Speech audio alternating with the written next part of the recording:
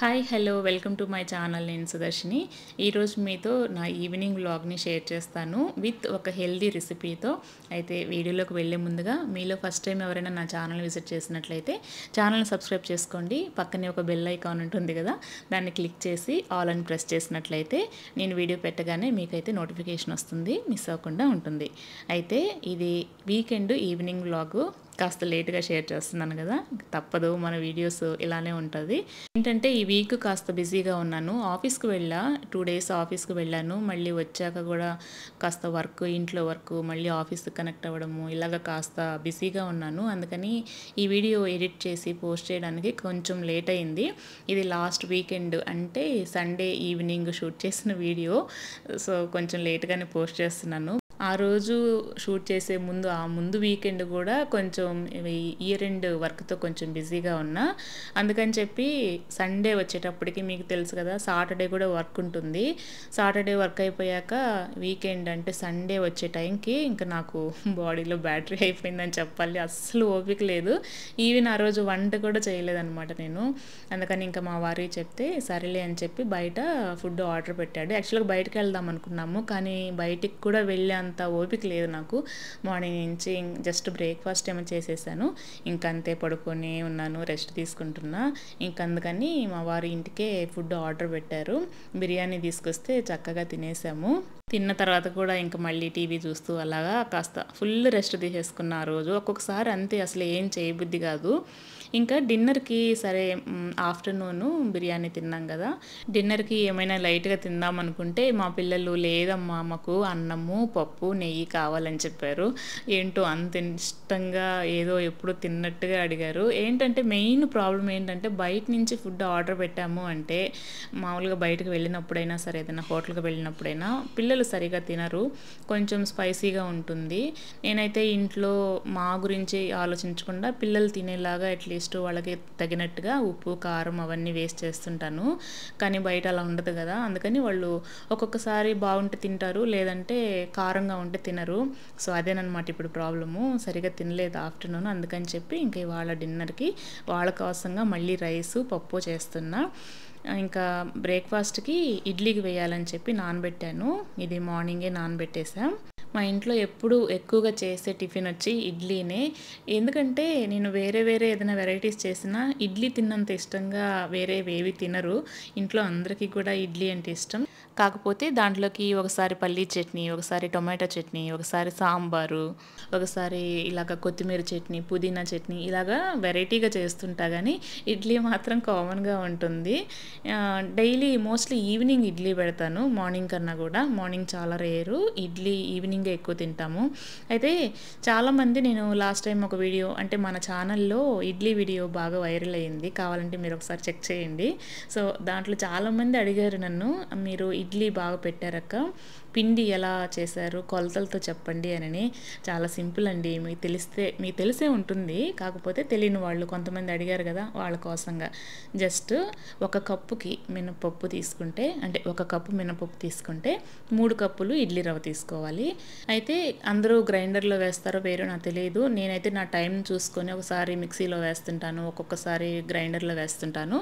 మిక్సీలో వేస్తే మాత్రము కొంచెంగా వాటర్ వేసుకుంటూ పిండిని చాలా మెత్తగా ఒక 10 నిమిషాలైనా సరే, జారు హీట్ అవుతుంది ఎక్కువసేపు వేసామంటే. సో దాన్ని చూసుకుంటూ కొంచెం వాటర్ వేసుకుంటూ ఇలాగ మెత్తగా పిండి బాగా మెత్తగా రుబ్బుకున్నామంటే ఇడ్లీలు సాఫ్ట్గా వస్తాయి. సో పిండిని మనము మెత్తగా గ్రైండ్ చేసుకునే దాన్ని బట్టే ఉంటుంది ఎక్కువ. అండ్ దానికి కరెక్ట్గా కొలతల ప్రకారము ఇడ్లీ రవ్వను కూడా తీసుకోవాలి. చెప్పాను కదా, 1 కప్పు మినపప్పుకి 3 కప్పులు ఇడ్లీ రవ్వ వేస్తాను నేను. అది మిక్సీలో వేస్తే, గ్రైండర్లో వేస్తుంటా అప్పుడప్పుడు కొంచెం ఫ్రీగా అట్లాగా టైం ఉంది అంటే గ్రైండర్లో వేస్తుంటాను. గ్రైండర్లో వేసి పిండి పట్టుకున్నామంటే ఒక కప్పుకి 4 కప్పులు ఇడ్లీ రవ్వ తీసుకోవాలి. ఎందుకంటే గ్రైండర్లో వేస్తామంటే పిండి బాగా ఒదిగొస్తుంది కదా, సో ఎక్కువ పిండి వస్తుంది. ఒక చిన్న కప్పు మినపప్పు వేసుకున్నా కూడా చాలా పిండి మనకి బాగా ఒదిగొస్తుంది అనమాట. అందుకని ఒక కప్పు ఇడ్లీ రవ్వ ఎక్కువ వేసుకున్నామంటే అప్పుడు కూడా బాగా ఇడ్లీలు బాగా వస్తాయి అన్నమాట.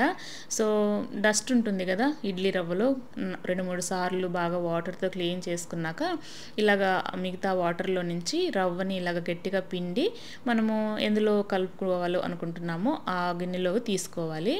చాలామంది ఇడ్లీ రవ్వల్ని ముందుగానే కొంచెం నానబెట్టి తర్వాత కలుపుతుంటారు. అలా కలపకపోయినా కూడా సాఫ్ట్గానే వస్తాయండి. నేనైతే ఎప్పుడు రవ్వని నానబెట్టి తర్వాత మళ్ళీ పిండి వేసి ఇలాగ ఎప్పుడు చేయలేదు.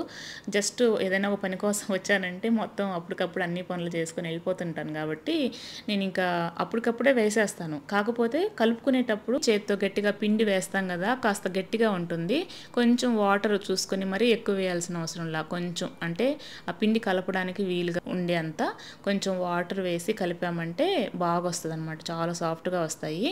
ఇంకా మీకు మార్నింగ్ టైం ఇడ్లీ పెట్టేటప్పుడు పిండి గట్టిగా ఉంది అనిపిస్తే ఇంకాస్త వాటర్ వేసుకున్నామంటే చాలా బాగా వస్తాయి.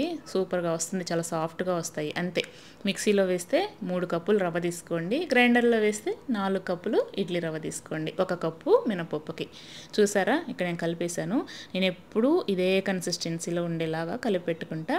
మార్నింగ్ వేసేటప్పుడు కొంచెం గట్టిగా ఉంటుంది. జస్ట్ ఒక చిన్న గ్లాసు కూడా కాదు, జస్ట్ ఒక పావు గ్లాసు, టీ గ్లాసులో పావు గ్లాసు అంత వాటర్ లేదంటే హాఫ్ గ్లాసు పిండిని బట్టి చూసుకొని కలుపుతాను. ఇడ్లీలు బాగా వస్తాయి. ఇకైతే ఇక్కడ రైస్ కూడా అయిపోయింది. ఇదిగో ఇప్పుడు డిన్నర్కి చేసిన రైస్ ఇది. 1.5 గ్లాస్ రైస్ వేసాను.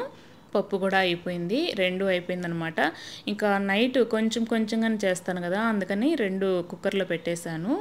మామూలుగా అయితే ఆఫ్టర్నూన్ చేసేటప్పుడు రైస్ నేను ఎక్కువగా గంజి వంచి చేస్తాను. ఎప్పుడైనా టైంని బట్టి కుక్కర్లో కూడా పెట్టేస్తుంటా. అంతేనండి, అన్నీ పర్టికులర్గా ఇలానే చేయాలి అలానే చేయాలని ఏమీ ఉండదు.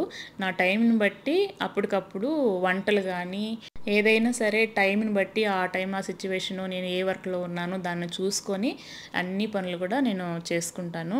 ఇది ఇలానే చేయాలి, ఈ వస్తువు ఇక్కడ ఇలానే ఉండాలి అని అనుకునేదాన్ని ఇంతకు ముందు, కానీ ఇప్పుడు అనుకోవట్లేదు. అబ్బా చాలా కష్టం అలా అనుకుంటే. సో కొంచెం లిబరల్గా ఉండాలి, మన మైండ్ని అలా ట్యూన్ చేసుకుంటేనే మనం అన్నీ చేసుకోగలము. నేను ఈ విషయం చాలాసార్లు చెప్పాను, ఇంతకుముందు ప్రీవియస్ వీడియోస్లో కూడా చెప్పాను. సో మనకంటూ చాలామంది ఇది క్లీన్గా ఉండాలి, ఈ వస్తువు ఇక్కడే ఉండాలి ఇలా అనుకుంటాం కదా. బట్ అలా అనుకుంటే మనం వేరే వాళ్ళ మీద ఆధారపడి పనులు చేసుకునేటప్పుడు చాలా కష్టమైపోద్ది.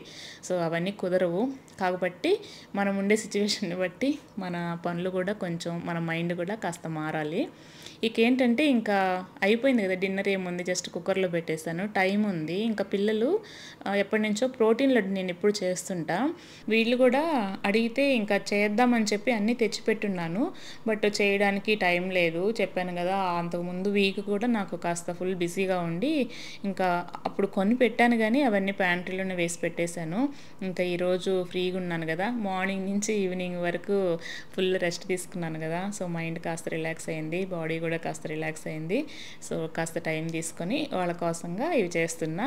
ఇంకెలా చేస్తున్నాను కదా, మీతో కూడా వీడియో షేర్ చేసుకుందామని చెప్పి 2 కలిపి ప్లాన్ చేశాను అంతే. ఈ ప్రోటీన్ లడ్డు చాలా చాలా మంచిదండి పిల్లలకైనా, ఈవెన్ పెద్దవాళ్ళకైనా సరే. ఈవెన్ పిల్లలు పెరిగేటప్పుడు వాళ్ళ బోన్స్ కాస్త బాగా గట్టిగా ఉండడానికి కానీ, మన హెయిర్ ఉంటుంది కదా, హెయిర్ బాగా గ్రోత్ అవ్వడానికి చాలా మంచిది. ఇవన్నీ వేసే ఇంగ్రీడియంట్స్ అన్నీ కూడా డ్రై ఫ్రూట్స్, నెక్స్ట్ వేరుశనగ పప్పు, బాదం పప్పు, ఈ డ్రై నట్స్లో అంటే గుమ్మడి గింజలు, క్యాష్, తర్వాత సన్ఫ్లవర్ సీడ్స్, ఇవి ఫ్లాక్స్ సీడ్స్, ఇలాగా మొత్తం అన్నీ కలిపి దోరగా వేయించుకోవాలి. ఫస్ట్ అంటే వేరుశనగ పప్పు, నెక్స్ట్ బాదం పప్పు కాస్త పెద్దవి కదా, గట్టిగా ఉంటాయి, ఎక్కువసేపు టైం పడుతుంది. వాటితో ఇవి కలిపి వేయించామంటే మాడిపోతాయి. అందుకని ఫస్ట్ ఆ రెండింటిని వేయించుకొని తర్వాత ఇవన్నీ కలిపి ఒకసారి వేయించుకోవచ్చు. ఇక్కడ చూసారు కదా, వేరుశనగ పప్పు మాత్రం 1 కప్పు తీసుకున్నాను, మిగతావన్నీ కూడా సపరేట్గా హాఫ్ కప్పు ఉండేలాగా తీసుకోవాలి. కొబ్బరి కూడా ఒక హాఫ్ కప్ వేసుకోవాలి. ఇంకా స్వీట్కి తగ్గట్టు, మన టేస్ట్కి తగ్గట్టు బెల్లం అయితే వేసుకోవచ్చు. ఇది మనము పౌడర్ లాగా కూడా యూస్ చేసుకోవచ్చు, లడ్డు ప్రిపేర్ చేసుకోవచ్చు. నేనైతే ఎక్కువగా లడ్డూనే చేస్తాను. ఎందుకంటే ఇవన్నీ ఇలాగ వేయించి ఏదైనా ఒక డబ్బాలో కానీ దేంట్లో అట్లా పొడి చేసి పెట్టినా కానీ లేదంటే జస్ట్ అలాగా ఆ సీడ్స్ లాగానే అలానే ఉంచి తినండి అమ్మా అంటే ఎవరు తినరు. ఈవెన్ నాకు కూడా తినాలనిపించదు. అదే లడ్డూలాగా చేసామంటే కాస్త కొంచెం టేస్టీగా ఉంటుంది కదా, సో బాగుంటుంది తినడానికి కూడా. మా పిల్లలకైతే చాలా చాలా ఇష్టం ఇది. చాలా రకాలుగా చేయొచ్చండి. ఇంకా ఇందులో మీరు కావాలంటే ఇవి ఉన్నాయి కదా, వాల్నట్స్ కూడా వేసుకోవచ్చు. ఇంకా బెల్లం వచ్చి పాకం పట్టి అందులో వేసి కొంచెం పాకం లడ్డులాగైనా చేసుకోవచ్చు. లేదంటే బెల్లం పొడినే చేసేసి దాంతోనైనా నెయ్యి కలుపుకుంటూ లడ్డులో అయినా చుట్టుకోవచ్చు. నేనైతే పాకం పట్టి ఎప్పుడు చేయలేదు. నా స్టైల్లో నేను బెల్లం పొడి, కొబ్బరి పొడి ఇలాగ పొడి చేసే వేస్తాను. బాగుంటుంది, చాలా బాగుంటుంది. మినిమం 1 మంత్ వరకు కూడా స్టోర్ చేసుకోవచ్చు. అయినా 1 మంత్ రావు, నేను కొంచెం క్వాంటిటీ తక్కువే చేస్తున్నాను కదా. మ్యాక్స్ 1 వీక్ టు 10 డేస్లో అయిపిచ్చేస్తారు గ్యారంటీగా. ఎందుకంటే మేము కూడా తింటాం, పెద్దవాళ్ళం కూడా తింటాము. చాలా మంచిదండి ఇది, హెయిర్ గ్రోత్ ఉంటుంది. నేను అన్నీ బాగా కేర్ తీసుకోగలను కానీ పిల్లల కోసమైనా నా కోసమైనా, బట్ ఈ హెయిర్ కేర్ అంటారా, దాని గురించే ఒక చిన్న లోటుపాటు నాకు. దాని గురించి ఎక్కువ కేర్ తీసుకోవడానికి కుదరట్లేదు. మోరోవర్ ఎక్కువ స్ట్రెస్ ఉండడం వల్ల ఏంటంటే హెయిర్ ఫాల్ అవుతుంది. ఇంతకుముందు హెయిర్ బాగుండేది. పిల్లల కోసం అయితే కొంచెం చూస్తా కానీ నా దగ్గరకు వచ్చేటప్పటికి కొంచెం టైం కంటే కూడా ఓపిక ఉండదని చెప్పాలి. సో చూద్దాం. సో ఫ్యూచర్లో నేను ఏమైనా హెయిర్ కేర్ తీసుకున్నానంటే అవి డెఫినెట్గా మీతో కూడా షేర్ చేస్తాను. ఇప్పుడైతే ఈ లడ్డు తినడం వల్ల కూడా మనకి ఇందులో చెప్పాను కదా, గుమ్మడి గింజలు వేసాము, సన్ఫ్లవర్ సీడ్స్ వేసాను. ఇవన్నీ కూడా హెయిర్ గ్రోత్కి చాలా మంచిది. ఫ్లాక్స్ సీడ్స్ అనేది చాలా మంచిది హెయిర్ గ్రోత్కి. ఇవన్నీ చల్లారేలోపు ఎండు కొబ్బరిని పొడి చేసి పెడుతున్నా. అవి కూడా మిక్సీకి వేసాను. ఎండు కొబ్బరి వేసుకోవాలి. ఇవన్నీ చక్కగా చల్లారిపోయాయి. ఇంకా మిక్సీకి వేస్తున్నా. ఫస్ట్ ఏంటంటే 1 by 1 వేసుకోవాలి. అంటే ఈ రెండింటిని మాత్రం 1 by 1 వేసుకోవాలి, సపరేట్గా వేసుకోవాలి. ఫస్ట్ బాదం పప్పుని మిక్సీలో వేసుకుంటున్నాను. అయితే ఎక్కువ మరీ మెత్తగా పొడిగా చేసుకోకూడదు. కొంచెం పల్స్ పట్టుకుంటూ చేసామంటే కొంచెం పొడి పొడిగా ఉంటుంది. దానివల్ల ఏంటంటే మనము లడ్డు చేసుకుని తినేటప్పుడు ఏంటంటే మెత్తగా పళ్ళకు అతుక్కోకుండా కొంచెం క్రంచీగా బాగుంటుంది అనమాట. కాబట్టి అన్నిటినీ కూడా మరీ మెత్తగా కాకుండా, మెత్తగా వేసామంటే మళ్ళీ ఆయిల్ రిలీజ్ అవుతుంది. అలా కాకుండా కొంచెం పల్స్గా వచ్చేలాగా, ఇక్కడ చూసారు కదా వీడియోలో నేను చూపిస్తున్నాను కదా, ఇలాగ కొంచెం పొడి పొడిగా ఉంటే చాలు. ఇంకా ఇంతకన్నా కూడా ఇంకొంచెం పల్స్గా అంటే కొంచెం పప్పులుగా ఉండేలాగా వేసుకున్నా కూడా బాగానే ఉంటుంది. బట్ నేనైతే ఈ రేంజ్లో అంటే ఇట్లాగా ఉండేలాగా చేస్తాను, పిల్లలకి కొంచెం బాగుంటుంది అని. తర్వాత ఇవి మిగతా నట్స్ కూడా వేసేసి మిక్సీ పట్టేస్తున్నా. వీటిని కూడా కొంచెం పొడిగానే పప్పులుగా ఉండేలాగానే పట్టుకోవాలి. ఇలాగా కొంచెం బరగ్గా వేసే కన్నా కూడా, ఇన్ కేసు మీరు చాలాసార్లు ఇంతకుముందు నేను పాలు మా పిల్లలకి ఇచ్చేటప్పుడు అడిగారు, మీరు హార్లిక్స్, బూస్ట్ ఇలాంటివి ఏమన్నా వాడుతారక్క, హోమ్ మేడ్ పౌడర్ అని. సో ఇలాగే ఈ ప్రోటీన్ రిచ్ పౌడర్ అయినా ఇలానే కాస్త మెత్తగా వేసేసుకుంటే ఆ పౌడర్నైనా పాలలో కలిపి ఇవ్వచ్చు, చాలా మంచిది. సేమ్ జస్ట్ ఇలానే ఫ్రై చేసుకోవడము, మెత్తగా అంటే ఇలాగ పల్స్ కాకుండా మెత్తగా పట్టుకొని పాలలో కలుపుకుంటే ప్రోటీన్ పౌడర్ అంతే. సో చాలా సింపుల్. తర్వాత దీంట్లోకి నేను ఒక 2 కప్పులు బెల్లం తీసుకుంటున్నా. కొంచెం కొంచెంగా వేసి ఇలాగ మెత్తగా పట్టేశాను. యాక్చువల్లీ నా దగ్గర బెల్లం పౌడర్ ఉంది, బట్ బెల్లం పౌడర్ కన్నా కూడా ఇలాగ బెల్లం తీసుకొని దాన్ని మిక్సీకి పట్టుకొని ఇలా కలుపుకుంటే కొంచెం బాగుంటుందన్నమాట. కొంచెం జిగురుతనం ఉంటుంది కదా, ఈ బెల్లం పౌడర్ అయితే కాస్త పొడి పొడిగా అనిపిస్తుంది. బెల్లాన్ని మనం మిక్సీకి వేసుకొని కలిపామంటే కొంచెం జిగురుతనంతో మనకి లడ్డు చుట్టుకోవడానికి కొంచెం బాగా వస్తుంది అనమాట.